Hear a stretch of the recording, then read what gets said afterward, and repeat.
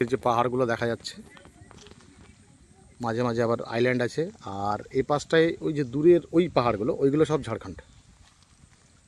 আর আমরা এই পাশটায় আছি, এটা হচ্ছে সিধাবাড়ি। ওফ, সূর্যের আলোটা জলের মধ্যে পড়ছে, বিউটিফুল বিউটিফুল।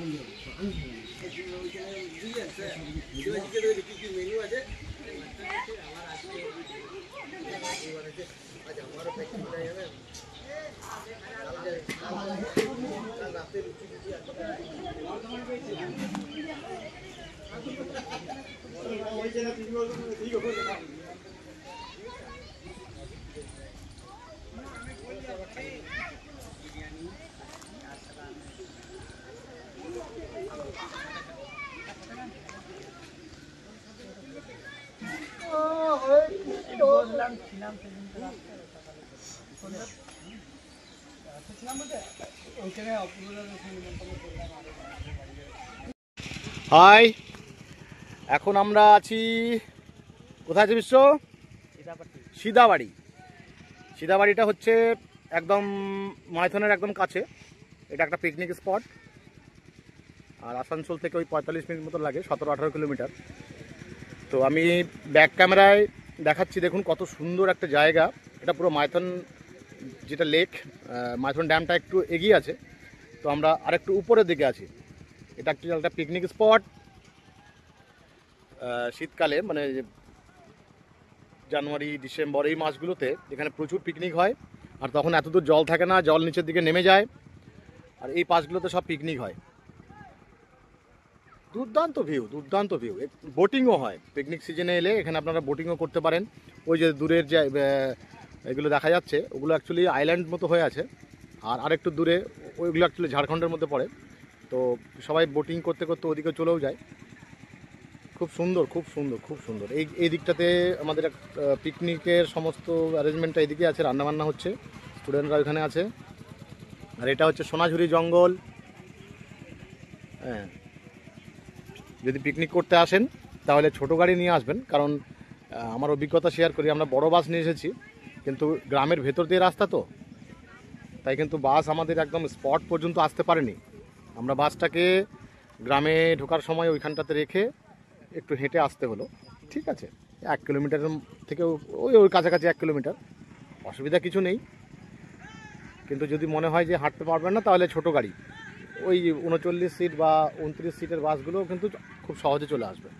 এমনি খুব সুন্দর জায়গা, পিকনিক করার মতো বা একটা দিন এখানে কাটানোর মতো দারুণ জায়গা, ভালো লাগবে। খুব সুন্দর, খুব সুন্দর। আপনারা নিশ্চয়ই দেখতে পাচ্ছেন যে মনে হচ্ছে যেন কোনো সমুদ্রের ধারে চলে এসেছি। খুব সুন্দর। ঠিক আছে, এই যে পাতাগুলো দেখা যাচ্ছে, এই যে এই পর্যন্ত জল অ্যাকচুয়ালি থাকে। এই যে এই যে পুরো একটা লাইন বোঝা যাচ্ছে, এই ড্যাম, লেক। আর এই যে পাতার একটা লাইন আছে, মানে এই পর্যন্ত এই জলটা কিন্তু কিছুদিন আগে পর্যন্ত ছিল। এখন জলটা অনেকটা নিচের দিকে নেমে গেছে। খুব সুন্দর এই পড়ন্ত বেলায় লেকটা, কিন্তু দারুণ লাগছে, দারুণ।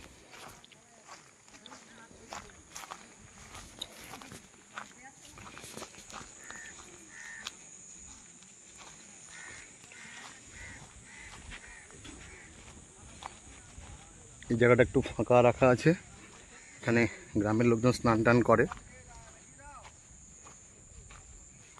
খুব সুন্দর।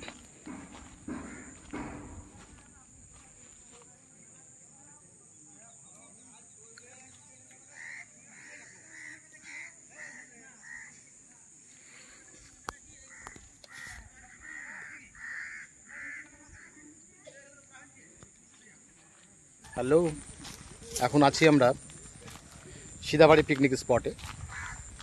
তো সিধাবাড়িটা কোথায়? অ্যাকচুয়ালি সিধাবাড়িটা হচ্ছে আসানসোল থেকে ওই 16-17 কিলোমিটার দূরে। ওই ছোটো গাড়িতে এলে 45 মিনিট মতো লাগে। তো খুব সুন্দর জায়গা। কেন সুন্দর বলছি, কারণ এর একটা অন্যরকম বিউটি আছে। দেখুন, পুরো পেছনটা হচ্ছে সোনাঝুরির জঙ্গল, আর এটা হচ্ছে এরকম লেক, একটা সুন্দরবন ফ্লেভার। গাছগুলো দেখুন সব জলে ডুবে আছে। তবে এই জল আর কিছুদিনের মধ্যে নিচে নেমে যাবে, তখন গাছগুলো আবার জেগে উঠবে। অনেক বড় লেক। এখান থেকে ওই দূরের যে পাহাড়গুলো দেখা যাচ্ছে, মাঝে মাঝে আবার আইল্যান্ড আছে। আর এই পাশটায় ওই যে দূরের ওই পাহাড়গুলো, ওইগুলো সব ঝাড়খণ্ড। আর আমরা এই পাশটায় আছি, এটা হচ্ছে সিধাবাড়ি। ওফ, সূর্যের আলোটা জলের মধ্যে পড়ছে, বিউটিফুল।